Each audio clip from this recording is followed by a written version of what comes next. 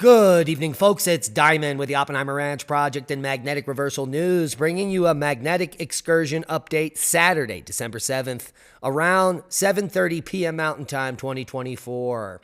Voyager probes are nearing their end as their tiny nuclear batteries are running out, and they are 15 billion kilometers from Earth. As snow continues to fall on the Great Lakes and the Northeast, keep calm. It's boom time. It is the coldest start to December for the East Coast since 2002. Holy macaroni. 10 to 14 degrees below normal for most of the East, while the West is, well, we are basking in the warmth. But the snow continues for the Northeast, especially tonight. Light snow from the Great Lakes and those lake effect snow regions, 4 to 8 expected in upstate Vermont, New Hampshire, as well as Maine. It's insane. Lots of snow. Ho, ho, ho. Take a look at this global warming goodness. This is Mammoth Lakes, California, yesterday. Literally buried.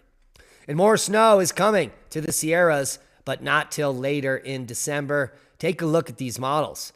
Holy macaroni. The Northeast is the big winner. System, clipper after clipper, will keep the Northeast in some of the best skiing in decades. Snow continues in the Great Lakes, above normal temperatures in the West. Lake effect snow will continue into the weekend as two more quick-moving systems will bring widespread snow to the upper Great Lakes. High winds are expected across portions of Montana through the weekend. Below normal temperatures will remain in place across much of the southern and eastern U.S., while the western U.S. will experience above normal temperatures, and it has been gorgeous out here. Seismic update. No quakes of note. Normal activity worldwide. One interesting rumbler here in the middle of nowhere, 4.4, Dawson City, Canada. Worldwide volcano news. We've got some new listings, a new style of listing over here at Volcano Discovery. And let's go over the list for the 7th. Ibu to 6,000 feet. Santiaguito to 13,000. Canleon, 9,000 foot puff. Ducono, puffing and passing. Reventador, the same. Fuego to 15. Take a look at this blast from Ducono. Wow. An explosion this morning with emissions to 19,000 feet was photogenic as well as powerful. Nevado de Ruiz to 19,000. Ibu to 6,000 foot. Semeru, who knew? Now you do 14,000 foot blast there. Here's Fuego, just southwest of Guatemala City. 15,000 foot puff there. Santiaguito, possible volcanic ash emissions, as we can see that is in that same region. Nevado de Ruiz, puffing and passing today, as well as Popo to 20,000 feet, just south and east of Mexico City. Reventador, possible volcanic ash emissions today. Fuego to 16,000. Ibu to 6,000. Nevado de Ruiz to 19,000. Canleon, looks like a 9,000 foot blast there. Semeru, 14,000 foot. Ducono to 14,000, wrapping up worldwide volcano news for the day. Hey, hey. And a quick look over at space weather news. Solar activity has increased for the first time in a week, and we are experiencing higher and higher levels of M flares. That is because the sun currently has many regions that are growing in the circles here, as well as many regions that are becoming more complex. The X-flare potential is still just 5%, so nothing serious is afoot, but we are getting more activity from the sun. 3-day geomagnetic forecast is all quiet, and the current moon phase, 49% illumination, will make it difficult to check out the Geminids tonight.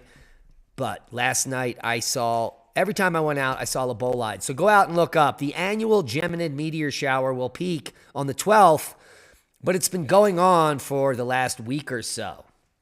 This meteor shower, considered by NASA as the best and most reliable annual event, will peak in activity next week in one of the last waves of meteors to pass Earth this year, featuring yellow and green bolides. The Geminids have been active since December 2nd and will continue through December 21st, but the meteor shower peak between December 12th and the 13th with up to 120 meteors per hour if you're in a dark sky region. The meteor shower is caused by debris from the asteroid 3200 Phaethon and peaks each year in December, showcasing bright and fast meteors that tend to be yellow or green. Depending on the chemical composition, oxygen, magnesium, and nickel produce the greenest hues of each piece of debris, according to NASA. Now, it's not immediately clear whether Phaethon, first discovered in October 1983, is an asteroid, a dead comet, or a rock comet, according to NASA, as the object doesn't develop a tail when passing by the sun, and it creates debris several times denser than average. The Geminids first appeared in the mid-1800s, though they weren't as active until recent decades, NASA said, as Phaethon's orbit around the sun traveled closer to Earth's atmosphere. And now we're picking up some of the debris from that large asteroid. Fascinating. The Voyager probes are nearing the end at 15 billion kilometers from Earth, and no scientist expected them to last this long, literally 5 decades. While some scientific instruments on the probes are still operational, they will gradually be shut down by NASA, either intentionally or simply due to lack of power to keep them running. However, scientists are hopeful that symbolically, the probes will make it to 2027 to celebrate their 50th anniversary. It's true, the primary power source on Voyager 1 and 2 space probes, which exited our solar system in 2012 and 2018 respectively, will soon be depleted. Thank you for your service, Voyager. A 9-year-old boy found a 60,000-year-old axe at Shoreham Beach in England, and it's fantastic. This young man found a Neanderthal biface axe, and it is spectacular. Not only because he gets to keep it, but because it is shared with the scientific community, and we have more information on these ancient hominids and their technology. And their technology was great. Neanderthals made their own jewelry and often used eagle talons and human teeth, as well as fossils, to create their adornments. Now, Lee and I will discuss this all in just a few minutes over at Magnetic Reversal News, an amazing 1-hour expose on the 175,000-year-old stone circle in Bruniquel Cave, which is rewriting history. And this is a 3D imagery of these structures in Bruniquel Cave, now coated with a thin layer of calcite. The cave is so unique, it was sealed about 40,000 years ago, preserving this structure in a pristine environment until 1990, when a group of spelunkers rediscovered it. Absolutely fascinating. Join us in a few minutes over at Magnetic Reversal News for the expose. And the holiday season is coming, folks. If you didn't know, Oppenheimer Ranch Project merch shop. We got new designs in, including KP0 back. I know what you're thinking. In many designs. Al Gore in a glacier. Shut up, Al. Get in your hole. Including art prints, posters, even an Al Gore in the glacier mug. Plus, we got all new ORP merch that also says, shut up, Al. Get in your hole on the back. And even, wait for it, more ORP merch, including a camping mug.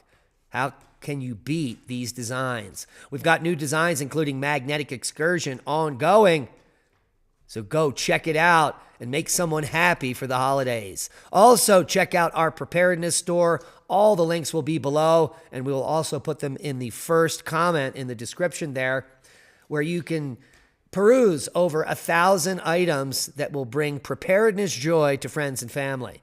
These are some of the best rated products on the internet, and they have all been vetted by us. So go check out our preparedness store and make some family members happy for the holidays. And that's a boom to knowledge. Please share this video. We are shadow banned. We need your help to grow. Become a Patreon. Support the work we do and watch all of our podcasts in one place, commercial free, for as little as $1 a month. You can do it. And join us in a few minutes for an amazing hour of scientific inquiry at Magnetic Reversal News. We love each and every one of you. Hit the thumbs up. Helps with the algorithm, and be safe. We love you, and that's a boom.